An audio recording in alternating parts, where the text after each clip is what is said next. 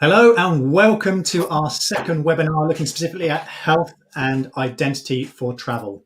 My name is Raoul Cooper. I'm VP for product here at Zamna, and I'm really happy to welcome two esteemed industry colleagues this afternoon, where we're going to explore a lot more about health and identity and how those things come together in a practical way to really facilitate the recharge and the restart of travel. So let me introduce to you who I've got just quickly, and then I'll let them give themselves a full introduction and where they've come from. Firstly, we have Peter Gerstle, who's Group Head of Travel Products at Collinson. And we look at his past, and it's littered with innovation and experience throughout the whole travel sector, from a number of years with notable hotel groups through to airlines and travel software solutions as well. And secondly, let me introduce you to Sam Abdou. He's EVP for Airlines for Amadeus and also Senior Commercial Advisor here at Zamna as well. An entrepreneur at heart with many years of experience in bringing new thinking and cutting edge ideas from the drawing board through to commercial prominence. I'm really privileged to have both you gentlemen with me today, and I look forward to our conversation this afternoon. So first of all, I would actually like just to catch up on where we are in terms of our industry. We ran a webinar just a few weeks ago looking at health and looking at identity and how that was affecting things. And since then, we've already seen more movement in our market. There is optimism to be had. The rollout of vaccines has been taking place, and the gradual unlocking in certain areas on restrictions is taking place as well. And that gives certainly myself optimism, but I'm sure the greater general public optimism as well. But it's not without considerable threats to public health, and there's this continued balancing of stifling the virus and its growth together with actually allowing the economies to grow and expand. And we see this exemplified really with travel. And this week, I'd read that Heathrow Airport actually were looking at the possibility of diverting traffic to avoid the inbound congestion of travellers mixing as part of the arrival process. So it shows that, as things move forward, we have got this stiff challenge, not just from the operator's point of view of the airport and the airlines, but also from the government point of view as well, of allowing people to move through safely and securely. And these are very real challenges, and they are things that we need to tackle well in order to give this industry the confidence it needs for people to confidently book and move around safely.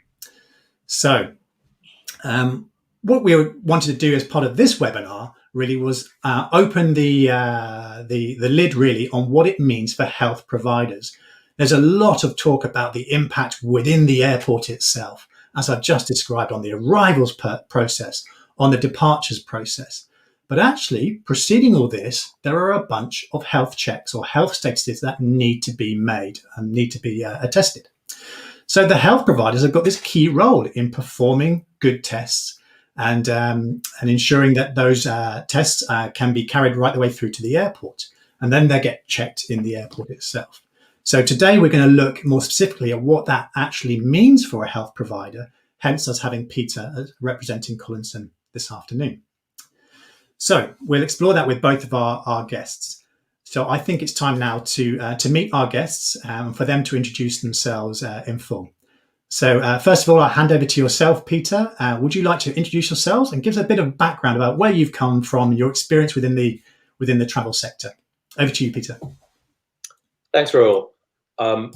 Frankly, I don't think I can do a much better job than your one-liner of introducing myself. I must watch that recording back and show it to my mother as well. She'll be proud.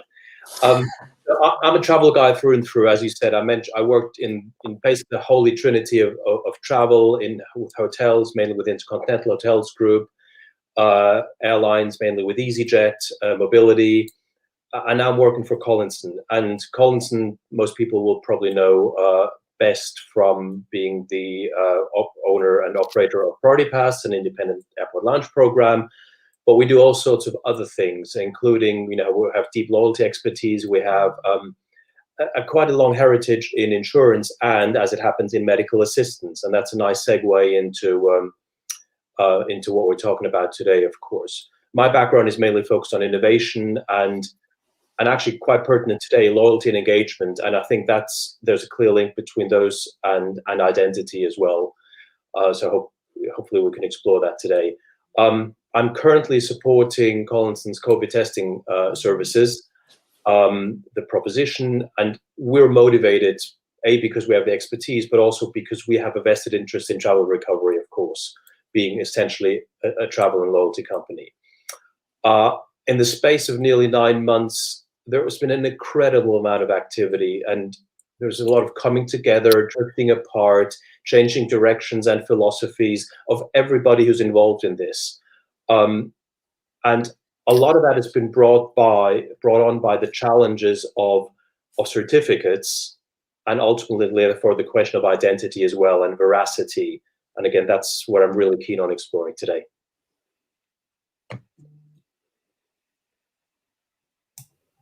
Thank you, Peter. Good introduction. And yes, we look forward to exploring exactly that subject. Next, without further ado, Mr. Abdou. Sam, over to you. Ooh. Thanks, Raoul. You're looking great today with that shirt. So yes, 25 years almost in the travel industry, give and take. And of course, please don't ask my age. I've been mainly in the travel tech side of things.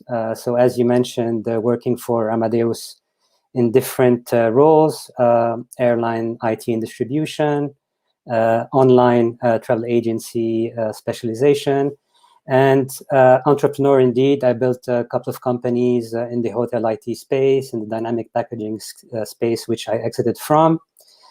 Also worked for hotel IT structures for large hotel chains, and started my career in a very weird way, working for FMCG businesses like Nestle in the food service industry.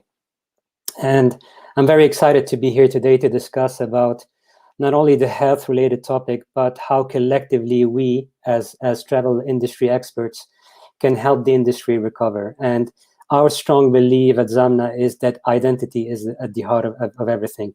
And I can't wait just to debate with you guys and put forward some of our value propositions, which we believe will be a game changer for the industry.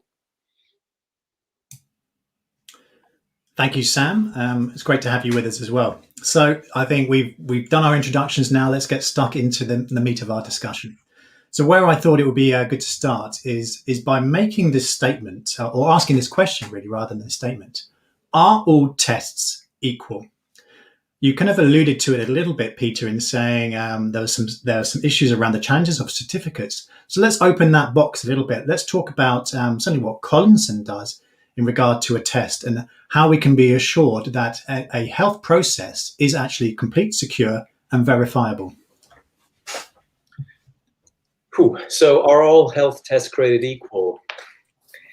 The obvious answer is no, of course, and therein lies the fundamental problem that we're facing.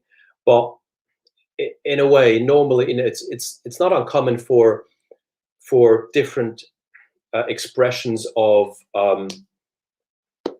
how should I put this? Expressions of things, of statuses, or to be different across the world. But when it comes to travel, and especially when it comes to such a networked problem as global health, it becomes an issue that you have so many different standards, so many different people trying to land grab for them to be a dominant standard, for example. So many actually changes happening. It's an incredibly dynamic medical science landscape as well. So, imagine in a year's time, we've developed a number of vaccines. The types of tests that have been developed over the past 9 months or so to detect COVID, and the specificity of those are constantly evolving, and therefore, that landscape is revolving. Therefore, that the requirements that governments set for people to prove either, their infection status, or, well, of course, soon their vaccination status, is ever changing. And therefore, the regulations change all the time. And, all the time with governments means, they're changing every year or so. No, they've really picked up the pace. They're really not shy in changing their regulations, on a weekly basis. And you know what? If you're being a rational person with good reason, I guess, although it annoys kind of and messes up everyday lives. You have a whole completely non-aligned data set to deal with, both on the input and output side. So what sort of data do you collect from a customer? What sort of data do you then have to output? In what format? This term of interoperability, of course, comes to mind. So yes, there might be different certificates out there, but they are actually very different in a way that you cannot create an easy match between them. And that's a problem, of course, in terms of recognition, in terms of knowing which paper to have in your pocket when you cross a border or board an aircraft. And then ultimately, again, all this boils down to, as I said at the beginning, veracity and identity, making sure that what you show is true and that it actually belongs to you. And that is really, really problematic. So are all health tests created equal, or are health certificates? Definitely not.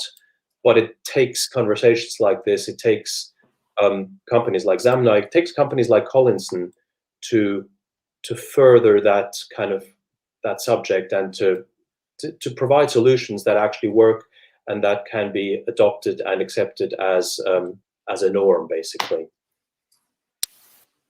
Yeah, and I think, if I may add, it's we've all gone through PCR tests, and for those of us who got vaccinated, we know how it looks like. So you have this piece of paper with your name on it, written in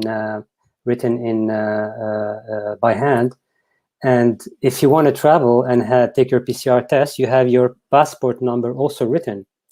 And so the fundamental issue here is not linked to health. We have a problem in our industry which is related to identity.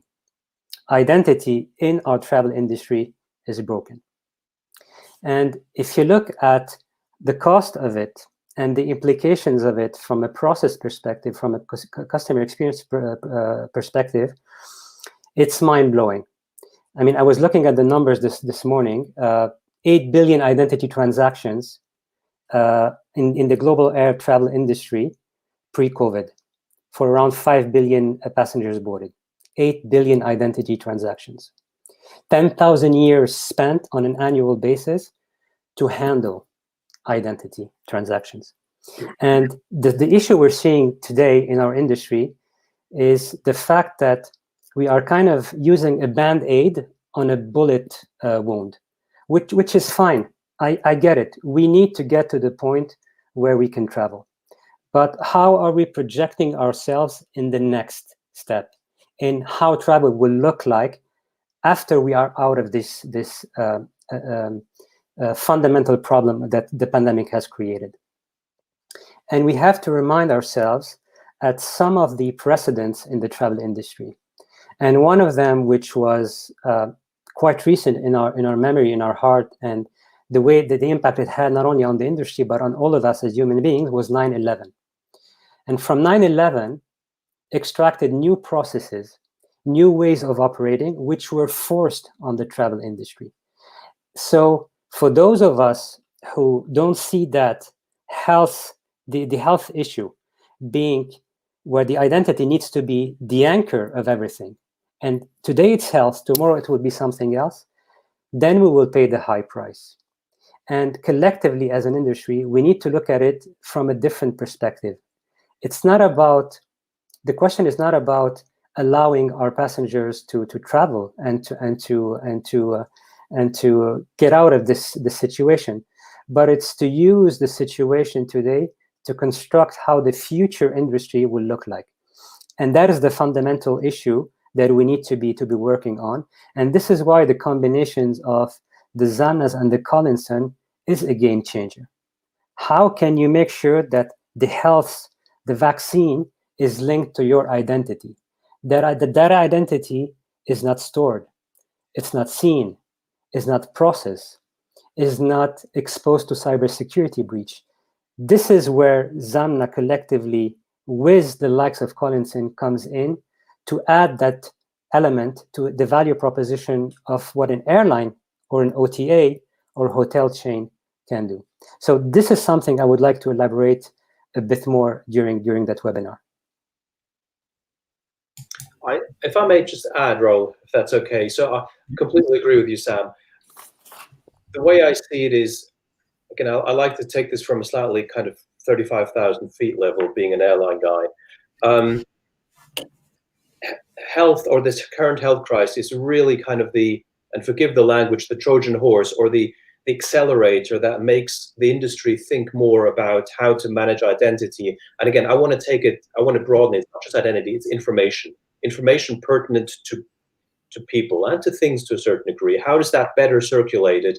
How is that better secured? How is that better accessed? How is that better controlled? Health is clearly something very personal. So,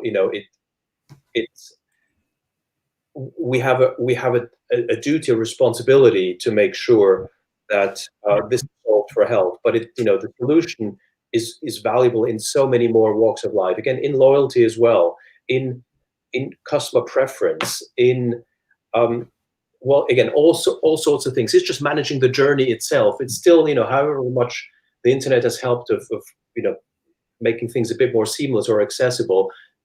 Typically, a normal journey, door to door, is very disjointed in terms of how the information flows between the providers, how information can help the customer having a better experience. And I think health will just help us to accelerate those processes.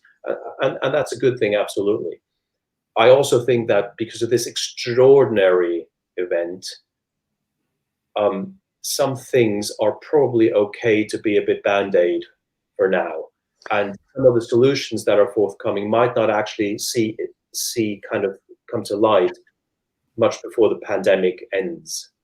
But it's a great trigger point and a great leaping point to just manage travel, manage identity and information throughout the travel journey much, much better for everybody's benefit. Absolutely. And if I may add, unless I'm disturbing your flow, Raoul, you let me know. Oh, his flow. Keep going. Okay. I couldn't agree more, Peter. And of course, I mean, this needs to be done because we need to restart our industry, and it's the absolute right thing to do. I think that the concern that we all should have is, what are we investing in collectively? Are we investing in solutions which are short terms, but which are going to complexify our lives as consumers and the lives of the operations of airlines? And let me give you one specific example. We all know that traveling is hell on earth. From booking to checking to boarding the plane to going to security, it is hell on earth. And we have an issue with the pandemic, which is not only related to health, it's the fact that our travel habit will be forced to change.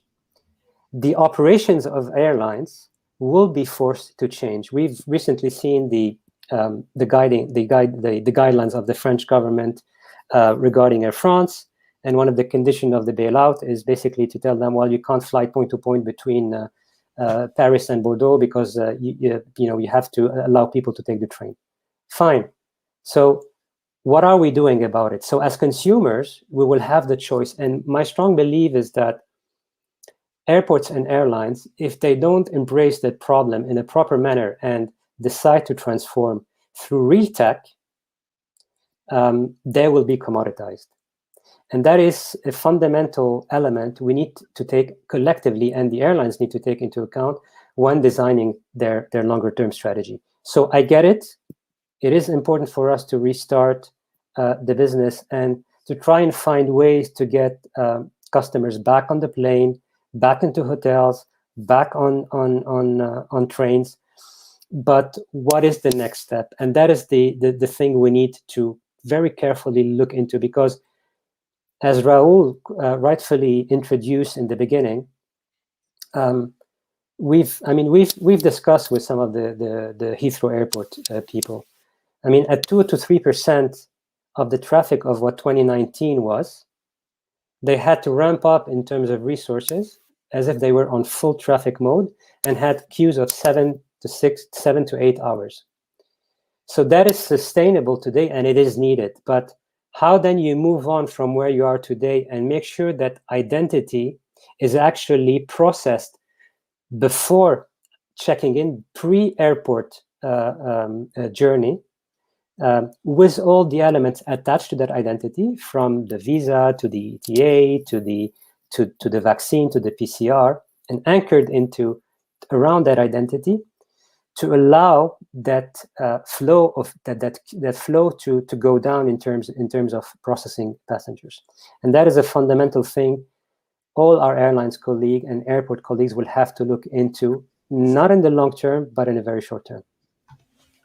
Yeah, thank you, Sam. I think it's really, really interesting what you're opening up here. There is a fundamental challenge that signals and bits of data do need to flow, but it's not a case of, a bit like happened with 9/11, of just open the floodgates and push all the data, be that APIS or PNR Gov type data, to all the different areas that are needed. That's open data. That's not totally safe and secure. We need to be sure that everything that we're doing around data, especially this sensitive PII data that concerns health, we share responsibly and only what needs to be shared.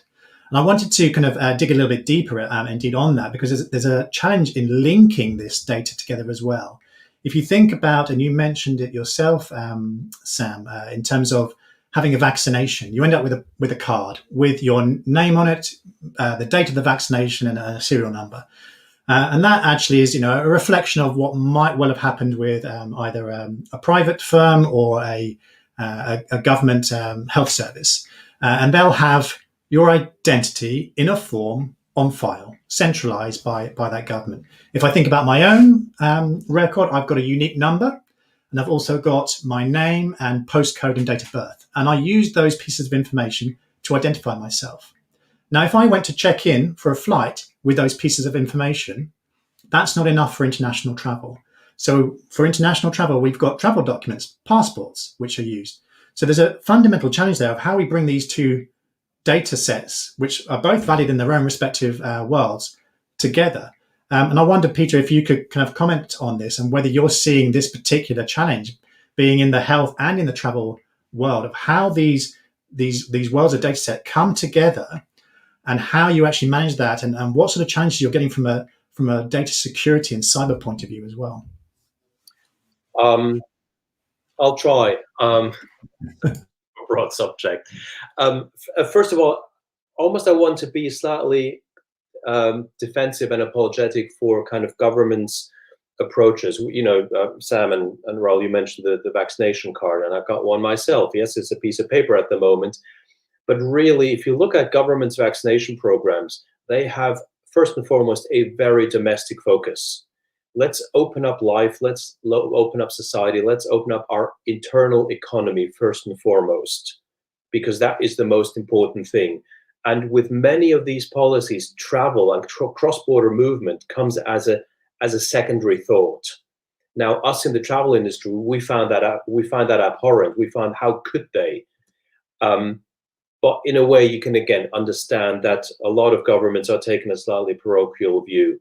And I'm not just talking about the UK government, who I'm subject to at the moment. So that as an aside. Back to your original question. Different data points, and well, how do we manage this whole thing, I guess, is the essence of your question. Again, you have to look at the customer. What is the journey that the customer takes, and then you need to look at what areas can you actually influence, help the customer, and what areas can you make sure that you need to make sure that you're protecting data, you're collecting the right way, you're storing the right way, you're transacting it with it in the right way. The hardest part for anybody traveling at the moment, apart from being able to in the first place, is to figure out what it actually is they need for any given journey. And those are data points as well. And even finding those and collecting those and making sure that they're really up to date, not today, but actually for when you travel, and pray that they won't change until then, that's really, really hard. Then finding reliable providers is actually also very hard. And this comes down to certification of testing providers. Something that much has been being made of right now for the UK government. They realize that the plethora of providers out there half of them are a lot of fly-by-night and not very good and reliable and can't cope with volume. So, we've been just recently tested by UCAS to ensure that we have that capacity to cope, and we do, by the way. So that's good. I know that's a normal process of just weeding out the weaker ones and those who can't provide reliable service in favor of those who can. Then there's a whole debate around costs, of course, as well. And yes, of course, everybody wants everything cheaper, but there is a floor cost to stuff. People need to be paid, taxes need to be paid, materials, time needs to be accounted for, all of that. So it's not like this stuff is out for free. Although again, the UK government doesn't. Sorry, I'm not talking about UK government all the time. A lot of governments around the world don't help themselves by giving away to their kin for domestic use free tests all the time. And then the traveler says, well, if I get a free test here, why do I have to pay money to get a test across borders? And again, that's that dichotomy between focus on domestic versus enabling international travel. That still hasn't been resolved yet. So the cost thing. And then key, and this is kind of getting back to your original question, I hope, alignment within the travel journey. So this is about collecting the right information from the customer at the right time, informing them to turn up for their test or get the test to them in the right time to make sure that the results are generated and transmitted in the right way at the right time as well, in the right format specifically. And typically that's, ideally a digital format with a paper fallback. And then within the digital formats, there's all sorts of things, could just be a digital PDF effectively, which is nothing other than just a, 1 and 0 form of paper. It could be within a native proprietary app. And this, we're seeing this, all these passport providers come up with their own apps, etc. And, it's a bit of closed loop. So that there's no real gain on a system-wide perspective for that.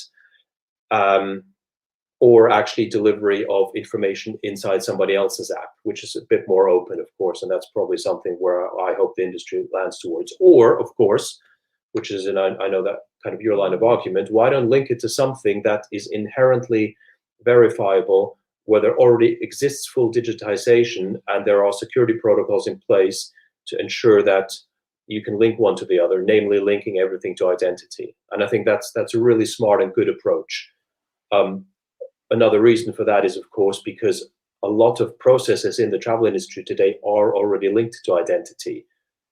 First and foremost, obviously, the identity check itself, but that's non-trivial. That's really important. As Raoul, you said, if you turn up with a date of birth and your postcode, nobody's going to let you on an aircraft. Show the passport, machine readable, digital, absolutely, you can go.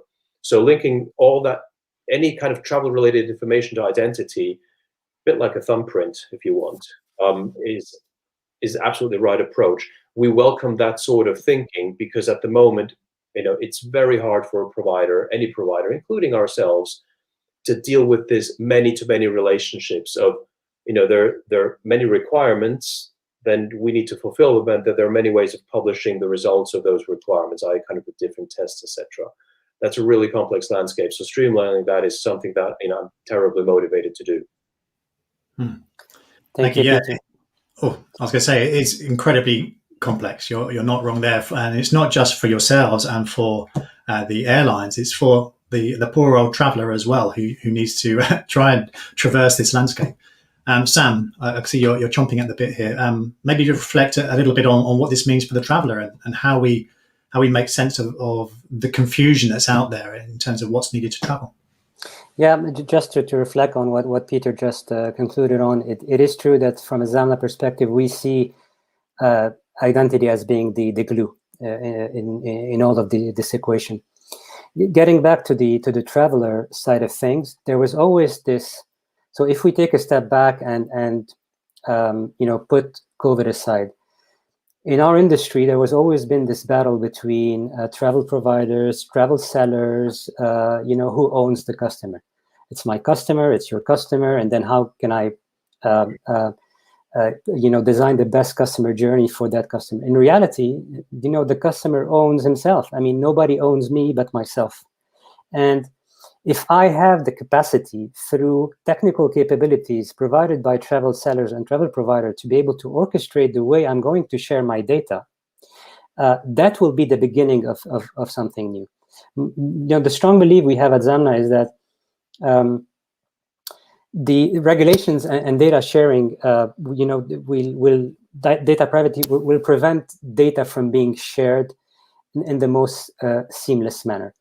And what we want to do is basically start with a concept which allows that data to be consumed without being seen or processed. And what do we mean by that? I'm going to take one specific example. After 9/11, there was a regulation imposed on airlines, basically to have all APIS data stored for, I think, 10 years plus on a database. And what airlines did is basically, of course, apply that regulation, but linked the APIS database to their operational systems. And what happened, of course, cybersecurity breaches. And nobody thought of a concept whereby you could disconnect that APIS identity database from the operational system. Why? Because you need that data in the airline process. And this is where Zamna came in and said, let me deconstruct the physical data and produce digital echoes. Digital echoes which only be consumed when needed. And the assurance of identity is the start of everything we do. And of course, the moment you have assured identity, you link to it assured health. And Peter, and I'm sure you will tell me, okay, but there needs to be that almost physical link between the test I'm taking out of a lab and then linking it to identity. And this is why we're putting in place very small, very easy to call APIs for health providers for their customers to be able to upload those results into what we call the Zamna Galaxy. And so we do see indeed that identity is the glue. Identity should be at the heart of the different processes. Identity is something that is very sensitive, and therefore it has to be cyber secure. And last but not least, it is the fundamental beginning also of how do you build on the customer experience. Because contrary to Amazon, where basically you are identified maybe through your email address or your name, we are in a regulated market. And the only way for us to be identified and have our identity proven is the identity card or the passport. Thank you, Sam. I think there's a couple of things in there that I want to explore a bit more. One, certainly I want to move on to is what this means for the future. If we've got identity at the heart, what does that actually unlock for both the traveller, but also the business providing services? But before that, I think it's interesting to understand a bit more about the data that's being used and and how that currently impacts the likes of yourself, Collinson. So you probably Collinson, I call you Collinson, Peter at Collinson. You've probably probed into a number of emerging standards, a number of solutions to get data to flow around to the various parties, be they governments or airlines. What's that burden looking like in terms of the IT integration? Is this something that's actually causing you a major issue? And is there actually a call that comes from the likes of yourselves, certainly while there aren't universal standards, that says, make it easier for us? What sort of friction are you seeing in that sort of area? To cut a long story short, it's a tremendous overhead, of course. Now, we're lucky in as much as we have a large technology expertise. We are, for all intents and purposes, a little bit of a tech company anyway.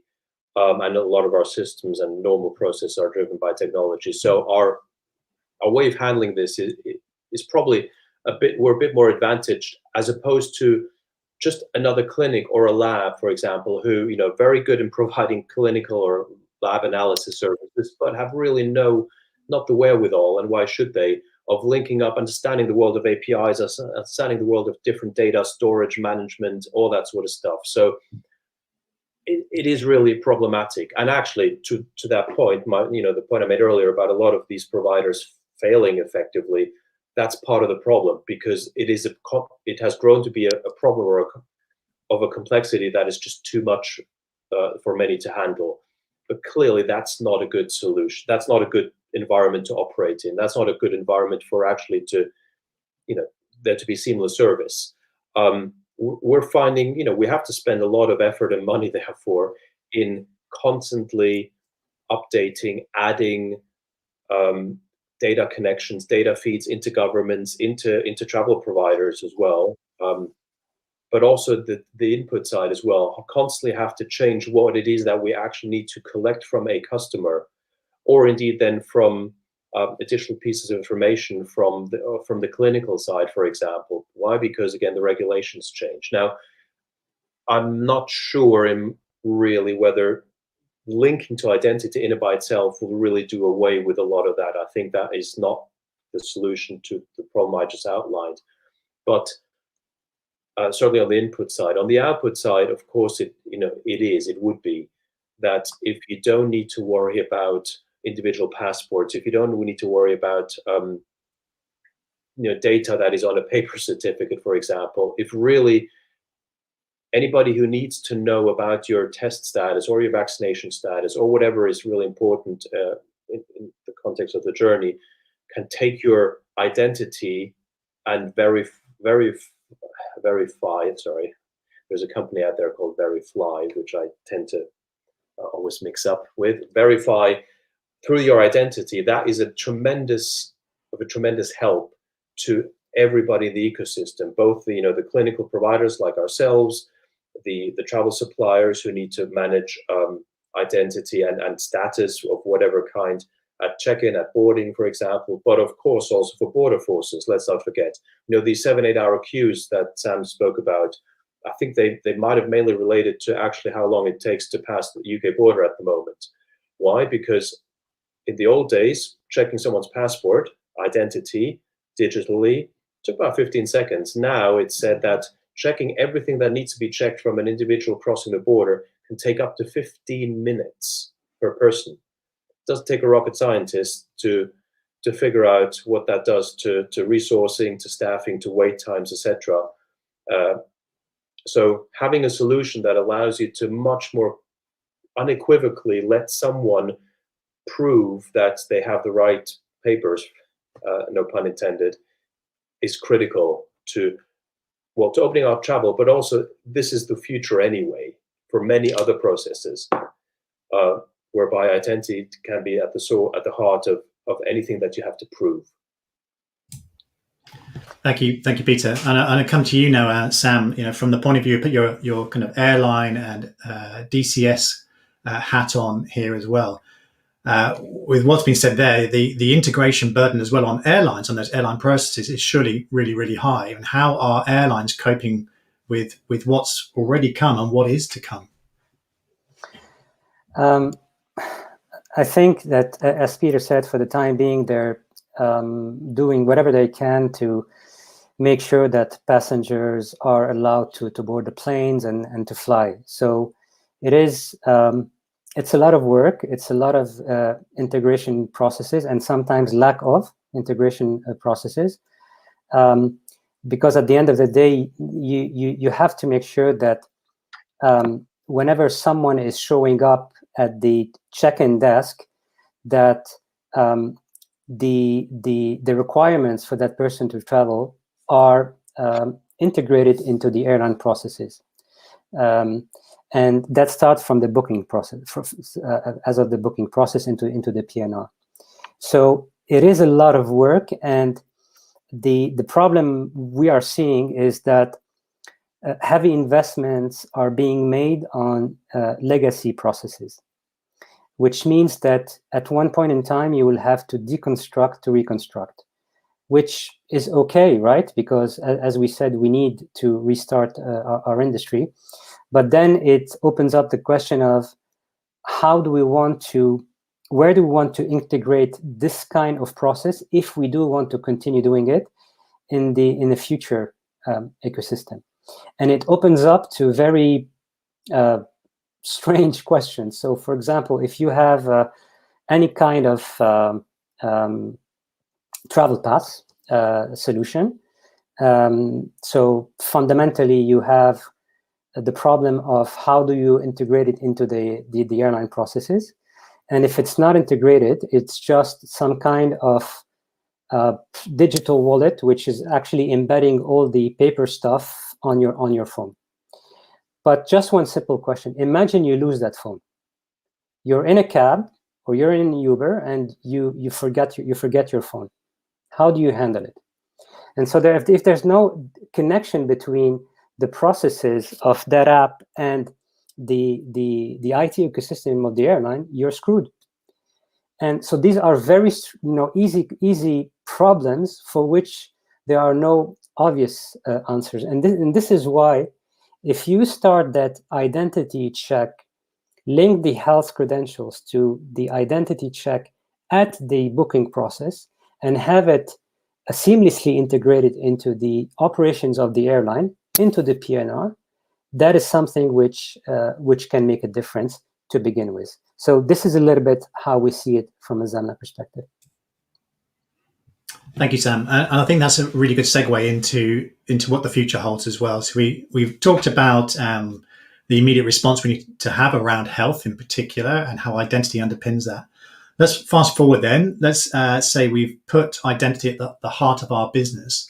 What is the potential then that goes beyond health that identity facilitates for us? Maybe, Peter, you could start kind of cast a vision for us about what the future could hold for an individual and for an organization.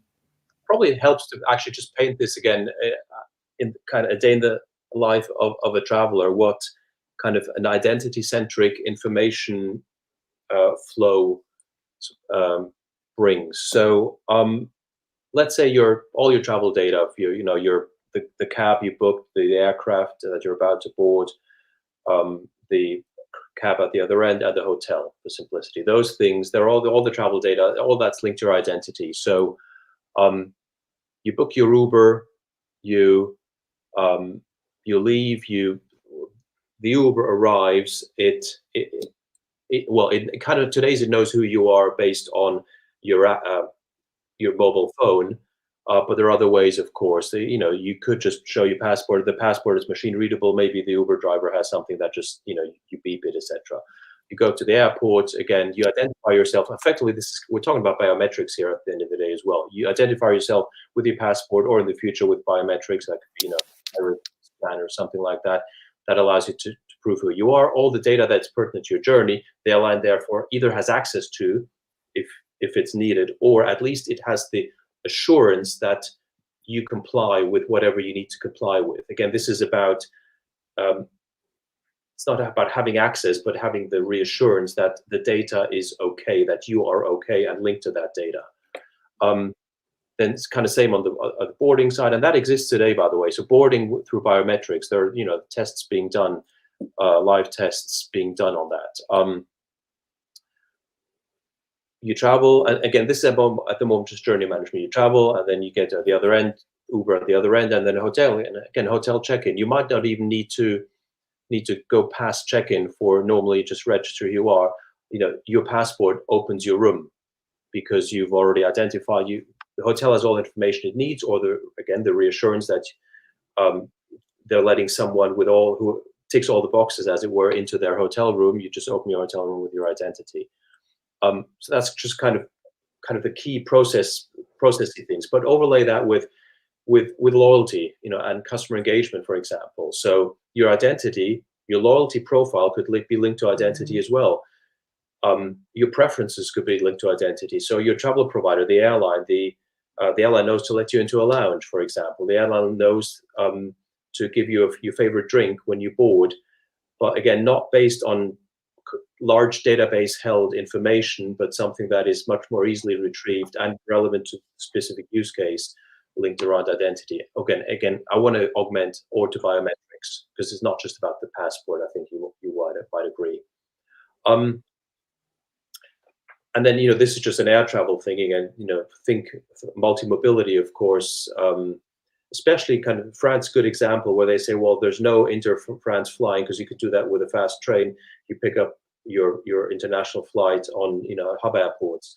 Again, that journey, that switch between suppliers is really hard today for all sorts of reasons. And I think, managing that through identity, managing the data through identity can help that process a bit. It doesn't help you schlep your bag at times, but again, sometimes it's just about ease of access, opening doors when they, when they should, is really, really important. And again, let's not think that this crisis is the last crisis, this health crisis, the last health crisis that ever will happen. Something like that is likely to happen again. You'd hope that society is better prepared to deal with it, but having a better system in place by then that links your status, your health status, all your creds, your data to your identity is definitely a better world for all of us. Yeah, and I it's really well said, Peter. I couldn't agree more. I think the link between identity as a service, the way we see it, and customer experience is very obvious. And I would like to give a few examples, Raoul. So let's look at identity as a marketplace enabler, right? And that identity is used by all the travel providers as a way to populate their own CRM. And then from there to organize online marketing operations, loyalty operations, and so on and so forth. But if you have crap in, then you will have crap out. And this is where the assurance of identity is the start of real customer journey. And what do I mean by that? I would like to give a couple of examples we are working on right now. One was an OTA where basically we are enabling through the booking process the customer to be recognized through his unique identity, which is either the passport or the driver's license. And what does it do? So once you book the flight and the hotel, it allows that OTA to provide a service which we call straight to the room or straight to the car. Because you have your driver's license and the passports assured, you could actually go to a Europe car without having to go through the pain of stopping at a desk, get your key immediately and go straight to the car. And what it allows to do is create this unique personalization service between the travel seller and the customer. And how do we do that? Through a travel conciergerie concept. Let us suppose I'm driving this car and I have registered myself only as the unique driver. And all of a sudden, I want my partner to be able to drive, and that partner has no insurance. This is where there is a dual interaction between me as a consumer and that travel seller to allow me on the fly through the app without getting out of the brand of the travel seller to put in the driver's license of the partner, buy the insurance, and off you go.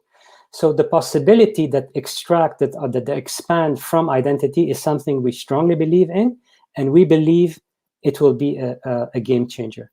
And why it will be a game changer? It's typically like the moment one airline, one OTA, one hotel chain start to do that, it forces a new experience. Everybody speaks about Steve Jobs as being this amazing visionary. In reality, he's forced a new way of consuming. And if one airline and one hotel starts to do that, it forces into us consumers higher expectations. And we clearly seen it in the hotel industry. The investment they made in Asia on 5-star hotels were mind-blowing. So you go to the 5-star hotel with amazing level of services, you go back to Europe to a 5-star hotel, you think it's a piece of shit. Sorry for my bad words. So what it forced the hotel industry to do in Europe is to ramp up in terms of quality. So we strongly believe that the moment someone starts in using that anchored identity to enhance customer experience, it will be the beginning of a very different competitive mindset. Thank you, Sam. I agree with everything that both of you have said there. I think it's quite exciting, or very exciting actually, what we can achieve when we truly understand our customer well. I see it as once you've got that solid foundation in place, actually the context you suddenly understand around the customer, around that individual who's traveling, provides you to tune in the exact products that can be offered to that individual. And that's true personalization. It's not just a case of understanding who you are, but understanding what you've got, what you need, what the next step might be. And that certainly is exciting. We're coming towards the end now of our session. So what I would do is I'll just invite both of you to make, I was about to say, make closing comments, but it looks like Peter's got his finger up. He wants to make a point. So I'm going to step back and let you come in, Peter. I just want to say one thing. We shouldn't forget, of course, about managing access to data. So managing data itself is good, but you still need to, as a customer, you still need to be happy for a supplier to have certain data sets from you, and how that interaction is managed. I think the jury is still out of how to really present that to the customer, how to give one-time permission, give always permission, whatever the case may be. So that's, just linking to identity is one thing, but just managing that flow and managing the permission sets is still a challenge that I think a lot of travel providers need to think about. So having the solution there technology-wise is good, but still there's an interaction between the customer that needs to be figured out. The other thing I want to say is about, we're always talking about travel suppliers, but in travel, governments play a huge role as well, because you're crossing borders. So those need to be brought in as well. Into the debate and to the equation. There you go. Fully agree. Yeah, I fully agree with what you're saying there, and Peter. Yeah, I mean, in the end, the individual needs to be in control. They're not going to have confidence in a brand if that brand is doing sneaky things behind the scenes. I'm a strong believer in giving that control to the individual, being very transparent about that as well. So you're quite right in what you recommend there, and also in regard to how we interact with governments too. Okay, so Sam, closing comments then. How do you summarize everything that we've talked about, and maybe what's the charge, what's the challenge to our industry that you'd like people to walk away with? I mean, I don't like conclusions. It's more of a call to action. I would like us to reflect on, and that is, we have the opportunity to do something which will allow our industry to embark into a very sustainable way of managing consumers and allowing a different travel experience. And I really strongly believe in it. Will it be difficult? Of course. Will it be long? Probably. But it doesn't mean that we shouldn't be doing and making the right decisions right now. And whenever we have, in the industry, we have always the tendency of talking about innovation and thinking about what things could look like in 10 years. We do have an issue today, and we have a window of opportunity, because unfortunately the pandemic is not over. We will most probably be disrupted again and again and again. So what do we do about it? And the call of action is very simple. We have collectively the dream of changing the way we work and operate in this industry. A dream without a plan is just a wish. And we should, all of us, stop innovating and start executing. And this is my call to action. We need to stop innovating and start executing. And I do believe that what we have shared today with Peter and the potential collaboration between Zamna and Collinson and the like is a game changer. And we are proving it with real use cases today. Thank you, Sam. A good call to action there. And Peter, your final comments and call to action? Well, I second everything Sam says, of course. So I think we're at a moment of a step change, or a kind of a really paradigm shift, if you want, accelerated by COVID. So the question is, do we just want to improve processes as they are today, ever so slightly, so incrementally, or do we really make a step change? To Sam's point, something without a plan is just a wish. Something I forget. It was good, but I forgot what he exactly said. It is about execution. It is about providers such as ourselves, such as travel airlines, etc., travel providers, to come together and actually take a step forward and do something bold and change the way things are done. And clearly, at the moment, everybody's smarting. But once we see the tail end of the pandemic, I think the motivation to do that will be strong, because of the pain that we now went through during this pandemic, in terms of all the things that we outlined today, data issues, etc., data access. So I think I think that's really exciting, and I'm mainly excited about the possibilities it brings in the overall travel journey of be that accessing a priority pass lounge, be that being recognized by your loyalty program better or more appropriately, be that just actually selling more relevant things to people in the relevant context. If there's a solution to that, and if it is indeed linked to identity in a small or big way, that is really a bright future. Thank you, Peter, and thank you, Sam, as well. Thank you both for your time this afternoon. Just leads me to wrap things up. Firstly, just to let you know that we will be having another webinar session in the coming weeks, where we will explore in a lot more detail what Zamna is doing specifically in this area around both around health and specifically around identity. And in that, we will also show you how we tackle the aspects of data and data security, of privacy, and those sort of concerns that are very real and actually form part of our principles and how we operate here at Zamna. So please keep an eye out for that. Look out for the information that will be coming in the coming weeks for that, and I hope to see you there. Just leaves me to say thank you again to Peter and Sam, and to wish you all a happy afternoon and a great weekend. Thank you for joining. Thanks, Raoul. Thanks, Peter. Thanks. Bye.